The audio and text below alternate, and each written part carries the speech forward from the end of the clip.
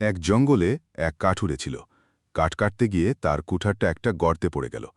গর্তে নেমে সে দেখে সেখানে একটা পুরনো জাদুর চেরাগ পড়ে আছে। ঘষা দিতেই বেরিয়ে এলো এক জিন। জিনটা বলল, তাড়াতাড়ি 3টা ইচ্ছা বলো, আমার নেটফ্লিক্সের টাইম হয়ে যাচ্ছে।